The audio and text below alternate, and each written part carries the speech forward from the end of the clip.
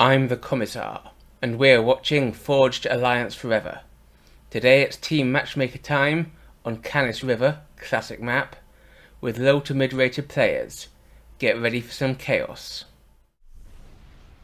Canis River. What a map. I've played this so many times. Back in the days before Team Matchmaker, it used to get hosted a lot. Although I was never so comfortable in the 4v4 version because the air player actually has to come forward and do some stuff.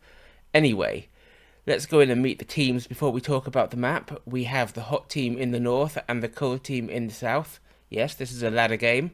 Let's start with the hot team. On the flank, we have Pepillop, 981 rated in Cybran. He's in brown. In the middle, in the air position, we have Julien, and Julien has taken air position to heart, and he has open first air. Nice. In his position, despite being right next to the, hydro there, I would have put a pigeon down in between the air factory and the first mechs, but let's see how he handles it. Either way, he's 772 rated, he's Cybran, and he's in Burgundy. Moving across to the eco slot on the other flank, we have GreyMatter, hot team's highest rated player at 1202. He is also Cybran, and he's in orange.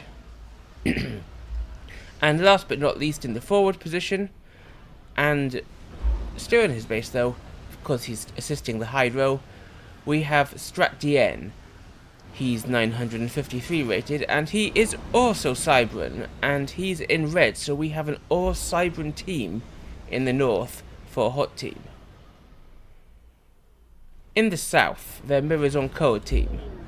Here on the flank, we have Nogthar, who's 1076 rated, and Seraphim, he's in cyan. The air position is taken by walking away in the distance there, we can see him. This is Taurus Track 69, game's lowest rated player at 577. He's Cybran and he's in dark blue. The eco slot is again taken by the highest rated player for the team. This is RLO, who is 1243 rated and UEF in mauve. And last but not least, walking away towards the front there in the distance, this is DIMASIKAGAPASIK. I'm going to call him Dima. He's 1011 rated, he's Cybran, and he's in baby blue. So, an all-Cybran team for hot team versus 2 Cybran, 171 UEF for cold team. Canis River. Many of you will be familiar with this map, but the way it basically works is this. This river across the middle has these crossing points. In the 4v4 version, the air player does have to work on defending this way in, as well as building air. The flank player is expected to come across here and take this position. The eco player is supposed to come out here and hold this plateau and also work on plains defense, and the forward player pushes forward, threatens the opposing air position and works on attacks across the water sometimes. Sometimes we see navy in this river, sometimes we don't. Decent amounts of reclaim scattered across the map. The big patches are here, which usually goes to the air player, here, which usually goes to the flank player, and here, which usually goes to the eco player, and then there's a patch here, which the front player will try and take over. Lots of labs in the early game. We've got these labs coming in here from Strat, and since Taurus hasn't expanded here yet, he's just left this one lying in wait while these labs pick off the NG from Nog. So, nice raiding from Strat. Similar raiding on the other side, but RLO has tanks in place and is waiting for it. And Nog's bringing his comm forward over here to stop the labs, and he's built some production here so that he can instantly churn out tanks. Good defense from Nog. These 3 mexes usually go to the air player. Maybe Taurus doesn't know that. Julian's taken some of his, but on this side Peppy has also grabbed one in order to produce some tanks to spam forward.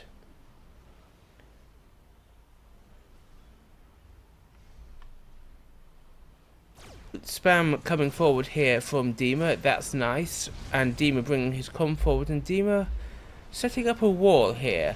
I suppose that might sort of defend this. I'm not 100% sure what it's going to achieve, as the Cyberans, all of which the other team are, don't have any T1 hover units. And Nog's built this and given it to Taurus, because it is by the meta, Taurus's mechs. Now Peppy has got a few labs down the middle, which is nice, and he's picking up NGs belonging to RLO.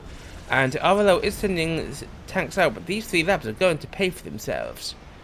That one's got a kill, and that one's got a kill, so 2 NG kills from those labs, and they may get some of Dima's labs as well over here, and that will be pretty good play from Peppy. Yeah, look, he's going to get another NG kill here. Is he going to get that one from RLO? No, he's going to be picked off by the tanks. But either way, those 3 labs got 3 NG kills, and that is 100% worth it. But while those labs were attacking over here, these tanks have snuck in down here, got this mechs, got the NG that was building them. And if they can run in here and get some more damage, that would be brilliant. So I'm loving the raiding from Peppy. Great work. Yes, look, he's going to get all the way in here. Maybe he's even going to get some eco damage in RLO's base and take out some of these NG. He's going to get this one too. So beautiful raiding from Peppy.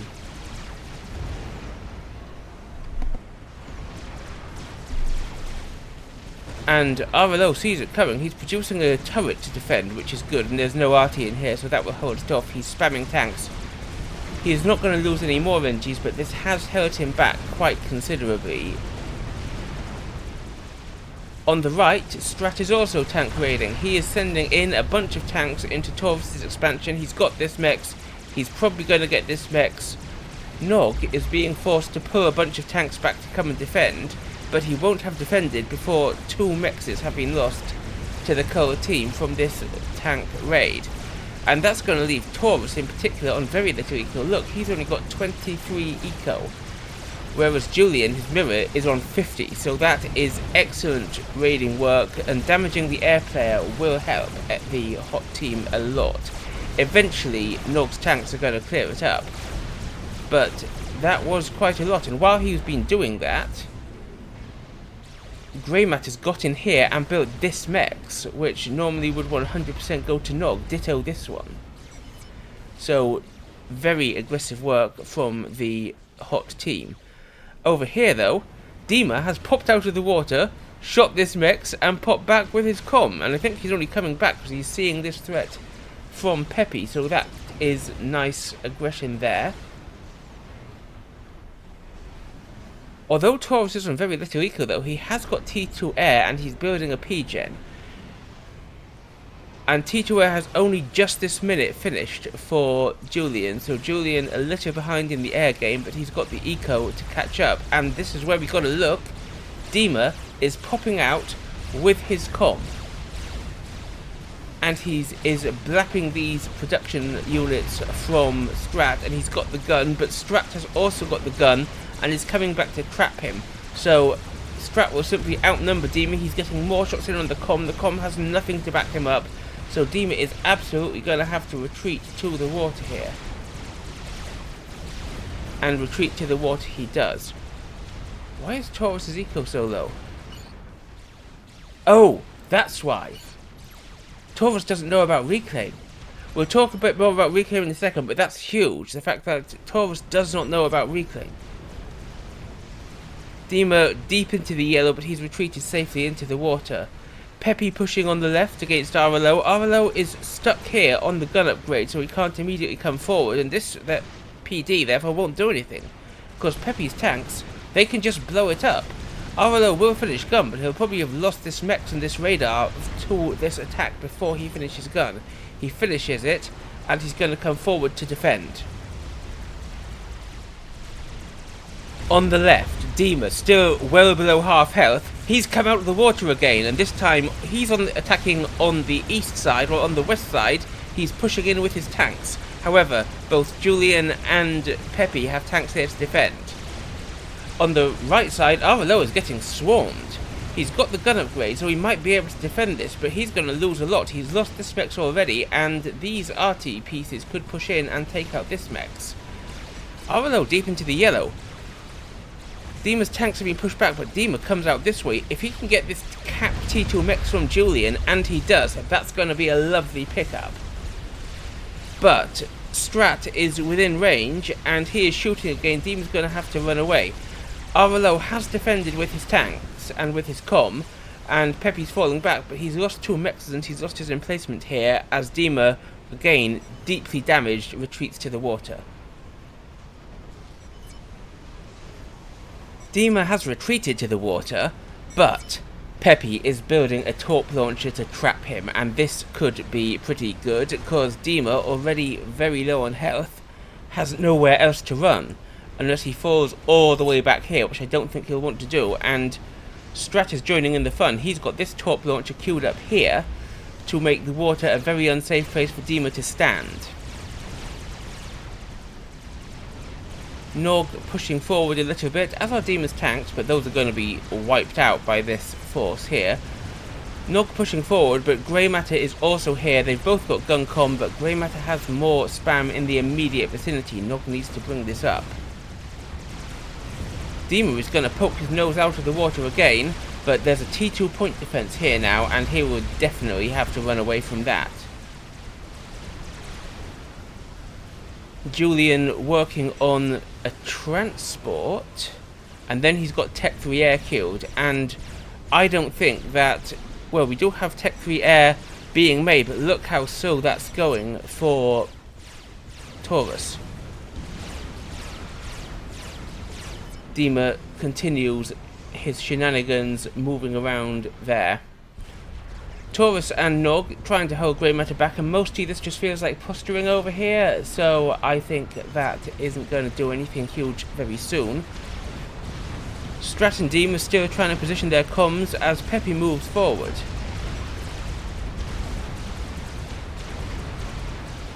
Out pops Dima trying to get some shots in on Strat, but Strat has a few T1 bombers, and they force Dima down into the red and back into the water. And in comes Julien. Where's he going? And did I just see? He's got torpedo. Julien's got torpedo. This is going to be beautiful. Julien drops in next to Dima, and his torpedoes start firing. Torpedo on cannons to get a snipe. How amazing is that? I love it. He's deep into the red. He's going to make it out of the water. Just 200 hit points, but then Julien just walks out of the water, and boom, down goes Dima in a big explosion to a torpedo comm. How fantastic is that? Over here, GreyMatter has pushed. He's got his comm here, so has Nog. He's got his spam here. Nog's bringing his spam in, but Nog's comm is damaged and isn't at the front. Grey's comm is less damaged and isn't at the front, and so Nog's been forced to fall back. And Julien finishes Tech 3 Air, and we're just still so far away for Taurus. He can't afford it because he doesn't know about reclaim. Look at this. 27,000 reclaim collected here, only 16,000 reclaim collected here, and that's a big portion of the difference between the two teams. And there's a reason that I talk about where the reclaim is on the map. That's because it's so important, but we have to look up here where RLO is sending a swarm of tanks to raid Peppy's production out here on the flank, and he smashed through here. He's going to come in here, but here is our saviour. Not content to fly in and pick up the comm kill, Julien flies back here, and with his gun he shoots up RLO's tanks. He shoots up RLO's tanks, not something I wish to imagine. Either way, he's just going to drive these back, because this is a gun comm with nano. He can utterly mash these tanks, and he drives them back. In he comes when he's needed, where he's needed. Taurus getting gun, and he will get it, but we have 2 gun comms coming in here, and RLO is having to pick up some of the defense here. He's got a lot of T2 thanks to the stuff he's inherited from Dima, and that might be enough to hold them back, but he's going to have to be careful, and I think at least one of these comms is going to need to come and help. However, Taurus will get that finished soon. Arvello's tanks have regathered back here, and here comes Julien once again. He's seen the bat signal and he's flying in. Arvello does have gun and T2 though, so gun and nano might not quite be enough, but Julien has these tanks coming down to join the party. On the left, Arvello tries to defend, but on the right, the hot commanders push in, and look at this. This is gonna be brutal. The cold commanders just have to retreat to the water, as with 3 gun comms and a decent T2 army, including stealth, which means they can't see them properly, what can cold team do? And Arvello is being smashed by Julien and his tanks, but Arvello brings his own tanks back to cut off Julien, and suddenly Julien doesn't have tanks anymore, and suddenly it's Julien who's under threat. He's got the nano, but against a gun comm and a swarm of tanks, he is gonna have to be careful. And he is falling back towards his own tanks, but will he get there in time? He's down into the yellow. And this is huge. GreyMatter has actually stopped here to start the stealth upgrade. Swarm of Ilshis comes forward, and it might do a bit of damage to Strat, but I think there will be enough to just push them back. Julien now well below half health, and he's still taking fire from Arvello, who's covering himself with shields. But now we've got T2 tanks coming in from Peppy to help out. And Julien's able to fall back, Arvello's able to fall back. He's deep into the yellow, but he's got more than enough on him to see that off if it doesn't push. And we have torps up from Peppy again, making the water not a safe place to be. Nogthar pulls out of the water, and Arvello is falling back, so we'll come and focus over here. Now I've got to say that this looks like a good position for Hot Team. We've got the 3 hot comms coming in, we've got the torpedo denying what should be their safe pond. T2 mechs is falling for Cold Team. There's a bit of T2 army and there's more T1 army swarming in here for Nog, but there are 3 gun comms here, and this could be utterly brutal. This is a mistake though. Strat's army is going in first, and there's Nog's comm and there's Ilshis here. And Ilshis are amazing. I've sung their praises many times, and they're gonna just shred this army. But they're gonna shred some of it. But then the comms come and catch up, and Peppy is sneaking out to cut off Taurus and Nog and pop out of the water. But Arvello's tanks, his T2 army, is coming in to pincer them. And they're engaging. And suddenly, where's the army? And suddenly there are 3 comms here who are looking in danger. Peppy is into the yellow as artillery fire, but the Ilshis take out GreyMatter first. And Hot Team have lost their highest rated player by some way. And as the explosion clears, we can see that Peppy is heavily damaged. Strat is slightly damaged, and they are now in the pond. The torpedo launcher has been taken out by the tanks, and how the tables have turned. As Hot Team loses their best player, their 2 comms are trapped here in the water. That's completely mad. Hot Team are, however, insanely far ahead on eco, thanks both to Taurus' lack of reclaim and to the power of that push. Look how much that Hot Team have just got that Cold Team haven't. Peppy has pushed in with his tanks. Julien flies away with his comm again. And Strat just walks out of the water and dies. That was almost a guy level of missing the comm kill, but he just walked out of the water and died. Why was that? And now Peppy is all on his own, and there were torpedo. Well, maybe that's why, because there were torpedo launches that Arvello's put down, and the water is not safe for Peppy. The ground is not safe for Peppy. Boom! And suddenly Julien, Hot Team's lowest rated player, is all on his own against Cold Team, and he's got an amazing army. He's got an amazing eco, but he's their lowest rated player. He's all on his own, and he starts cloaking. What a madlad.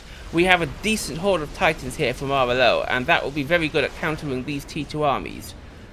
We do have a brick on the field, which I have no doubt came originally from GreyMatter here. But this is a lot of Titans from RLO, and Julien is falling back. He doesn't feel he's in a position to push at the moment.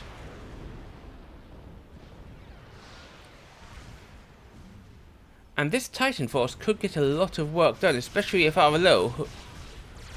Julien have torpedoes, reminds Dimmer, and that is not wrong. He could drop in here and torp RLO out the water, though I don't think that's much of a problem for RLO, given that he's got this Titan force. And this is only T1 spam. He can actually do a lot of damage with this. Julien's armies here and here simply aren't placed to counter the Titan force, which can rush up through this completely undefended eco here and smash a lot of T2 mexes.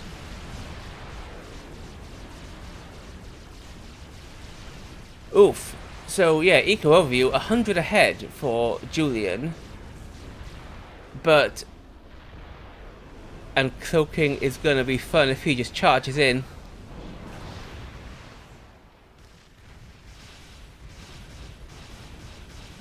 But these Titans, how is he going to stop them?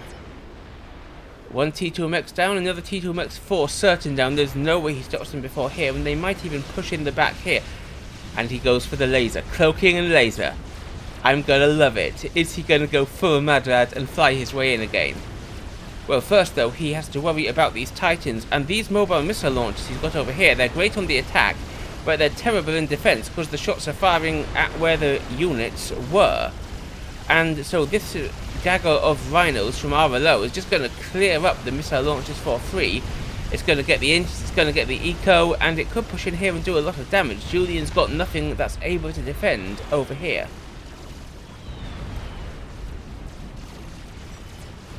And indeed it does, losing the engines that can rebuild it, losing the mexes. And in comes the SupCom on the transport, and the laser fires. All of these Titans are going to be completely shredded by a commander that they cannot see, thanks to his cloak. Good trick targeting that one there so it doesn't get any more damage done, and the remaining 3 Titans fall back. That is beautiful from Julien. He is still losing defenses over here because his mobile missile launchers just have nothing to stop these, and he's going to lose this factory. That's not his only HQ though, because everybody else was cyber and he's inherited a bunch of HQs. He will kill these, but he'll lose quite a lot. The Titans from RLO are coming back this way though, and another wave of Titans pushes in from the other side, and T1 point defense is not enough to stop Titans, so he's going to lose his eco here, he's going to lose his intel here, and that T2 radar will be quite a loss intel wise. Okay, maybe he's not going to lose that. But this production, this mechs, that's all going down to these Titans.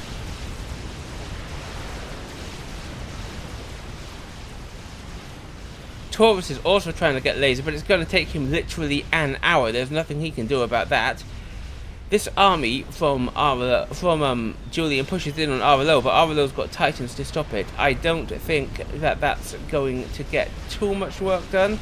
And there are T2 point defenses going up here, so brave, and it's going to get a couple of kills, but it's going to die. However, here comes our Madlad on his transport, and Julien drops in with his cloak, with his laser. He is going to do the dirty work. And he just charges forward. Meanwhile, let's have a look at this battle. Those Titans, backed up by the point defense, are shredding the T2 as you expect Titans to do. So unfortunately for Julien, this was not the greatest of plays.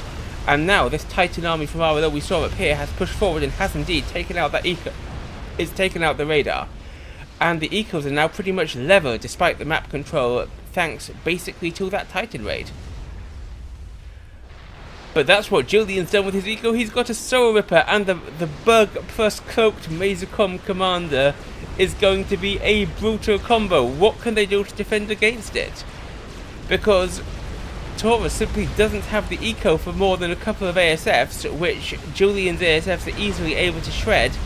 And the air grid, the power grid, goes up in smoke. They need SAMs, but where are the SAMs as the SupCom shoots down all the production? And there's RLO's HQ, which would be great if Julien could stop Titan production. I don't think they have Omni. Can they actually see him? No, they know roughly where he is because they know where the laser's coming from, but they haven't got Omni. They can't see the comm, and so all these point defenses, all these Titans, this Percy are worthless because the comm is just tearing apart their base. And Taurus has had to cancel the laser and he's coming out to try and shoot some of these dudes. RLO is coming back with his comm, and he is doing good work microing against the SOA units, especially the MMLs. Nog and Taurus come out, but there's a beta there. What are they going to do? T1 AA is going up, but the beta just shoots Taurus. Boom, he's our second ejection, and I'm sure that somewhere in this cloud of smoke, Nog is also going up. No, the beta's going straight for RLO, because RLO is not dying to the... and Nog's gone back in the water, but look at this, their base is toast. Nice play, says RLO, and he's right. Heart, says Julien. Boom. Oh, that was torp bombers. Julien's brought in torp bombers. He's just responding correctly to everything. This is amazing. And the torp bombers are ready to catch RLO, but RLO doesn't make it to the water because the beta kills him first, and Julien wins the game. What a Madlad. The hot team's lowest rated player going where he was needed, when he was needed. Fantastic. Man of the match, MVP, and monstrous Madlad Julien. I love it when a low-rated player really stands out among their team. Send me your best games where a low-rated player has been the star of the show. While you're down there, please don't forget to like, subscribe, and obey. I'm TheCommissar, and I will see you next time.